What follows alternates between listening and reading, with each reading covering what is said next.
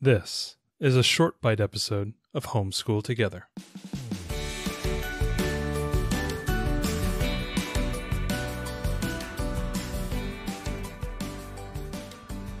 Hello and welcome to Homeschool Together Short Bite Edition. Ariel, cue the theme song.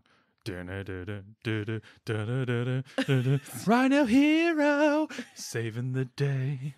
Longhorn, beautiful cape. Rhino Hero, Rhino Hero. This is the first time I'm hearing any of this, you guys. I am an improv master. I don't know if I'd agree with that. Rhino Hero, Rhino Hero. Get the stereo effect. It's getting really late, everybody. Today's short bite edition, we're talking about Rhino Hero. This is a game from Haba. It's for 2 to 5 players. Takes about 15 minutes or less. I'm not very good at dexterity games. Well, yeah, you definitely want to, especially building games like a Jenga style type of game, you definitely want to be not sitting and touching the table. You want to probably be standing, and you want to not have drinking the coffee or half a liter of Diet Coke. Right.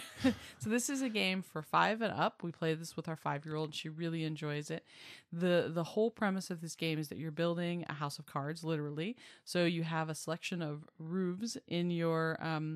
Is it roofs or roofs? Roofs. It's I think like it's roofs. If it's hooves. I think I and just there's tried to roofs. do roofs. I'm sorry, Now, everybody. I think a rhino has a hoof, so as he's walking on it, does it become a roof? Oh, not really. I'm not going to That was bad. Okay, so roofs, you have roof cards in your hands. Your goal is to get rid of all of those. If you play out all of your roofs, then now we're gonna laugh every time I say that. Then you win the game. So on each one of these cards, so there's going to be a base card that goes on the table, and it has indications at 90 degree angle. There's special cards that are creased down the center that you're able to bend easily. Not the roofs, but other cards, and those represent the walls of this tower. So everyone's building the same tower. So at the very base, there's like 2 90-degree angle. You put 2 cards there, and then it's your job to put the first roof, and that has a new indication for a new pattern. It's 1 to 2 cards that will go on in different angles. So, they might be traditional, like corners of a building. They might both be facing like arrows. kind of the same direction or reverse, like or pointing away from each opposite. other. So, basically you're going to put it on, and then you're setting up what the next person has to do. So the person after you has to put the walls and then the next roof, and they need to complete that successfully in order for the game to continue. So the game ends when either the first person who uses all their roofs, they win, or whoever collapses the building, they lose, and whoever has the few roofs left wins. So there's a couple of cool things, though. So you're not just building this tower.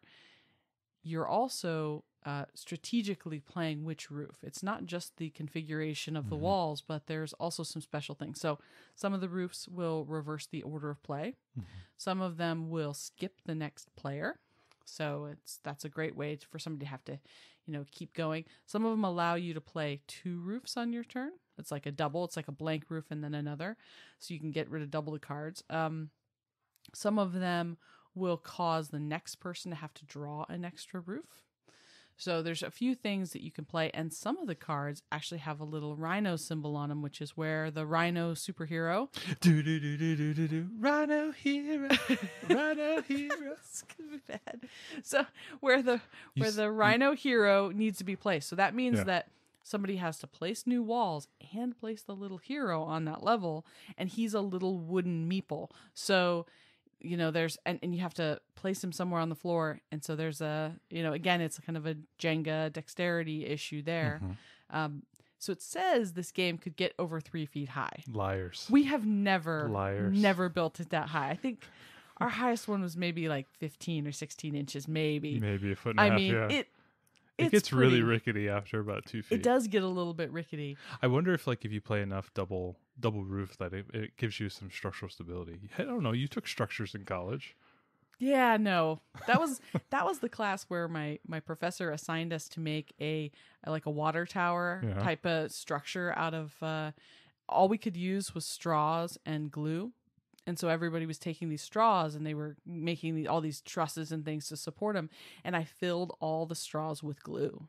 I bought 10 glue bottles and I filled them all with glue. Brilliant. So that and then glued them all together. So it was basically just all glue, and you had to hold books on top of it, and I was able to hold 30 textbooks, and the teacher had to give me an A, and he was really upset about it because I had missed the point of the exercise, which was to figure out how to intelligently support all these straws and glue them together just at the ends. And you did. Not to fill them with glue. No. I took the concrete approach, and I thought that was brilliant. He didn't agree. Keep pouring. So I don't know that I'm the best one to look to. Ariel's in this answer case. to all structures: pour more concrete. I just... Ariel, how do we keep this bridge from falling down? Wrap it in concrete. Well, how do we keep it suspended? More concrete. Listen, I'm not saying I have all the answers. I'm just saying don't look to me for structural stability. Yes. So back to the game. It's super fun. This is all about dexterity, which is kind of cool. We oftentimes only pick real cerebral games, and sometimes it's nice to do something that's also about having steady hands or how you approach something. There's strategy in that too. At first when our 5-year-old was playing, she was lunging across the table and the whole thing would fall when she was not even close to it. And now she's like, okay. She's like, okay, I'm going to place one hand here, and then I'm going to carefully, you could see the gears turning. Forcing a 5.5, almost 6-year-old to work very slowly and deliberately is a skill in and of its own. Right. That's a skill that you have to learn.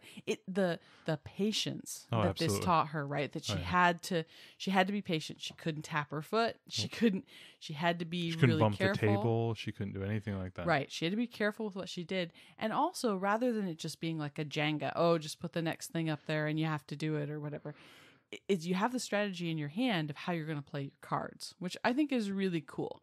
There is some thought about, her looking at the situation it's in, how high is it, and what so there's a little bit of take that as well with all right, Daddy, you're going to have to draw an extra card or you're going to have to put the Rhino Hero up. And so. The Rhino Hero I've found to be the thing that actually knocks the game down. I know. It usually is. We always put it up. You got to pick it all right, off we're all and good, but move them up. It's really scary. Right, because that's the problem too, right? It's not the very first time you play him, you're just playing him off the table onto the structure. But the second time, you have to take him off of the structure somewhere and place him higher.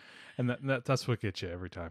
Yeah, totally. Every single time. It totally does. A Rhino Hero. Anyway, full disclosure, this game was sent to us by Hoppa, but obviously our review is our own. But we had a lot of fun with it. This was super fun. This was on our list to get our daughter for Christmas last year, and I just didn't quite come together because I had bought a lot of games. Yes. And so it was on the list for this year for Christmas, and so we were really excited that we got it because I had heard such good things about it. This one's just plain fun. I just enjoyed the heck out of this, and every time our daughter wants to play it, I'm like, yeah, I'm up for it. So it says 5 to 15 minutes. I think that's probably... Yeah, obviously. I mean, our games have been 5, but I think maybe we just need to practice. We need to become better heroes. I brought that on myself. Rhino Hero! Rhino Hero! They've already turned it off. So this is Rhino Hero, and this is designed by Steven Strumpf and Scott Frisco by Haba. So definitely give it a try. It's absolutely worth playing. Super fun. Thanks so much for joining us today and making us a part of your homeschool journey. Please engage with us on social media. Join our Homeschool Together podcast group on Facebook and find us at Homeschool Together Podcast on Instagram. We'd love to hear your feedback, questions, and recommendations. Until next time, happy homeschooling!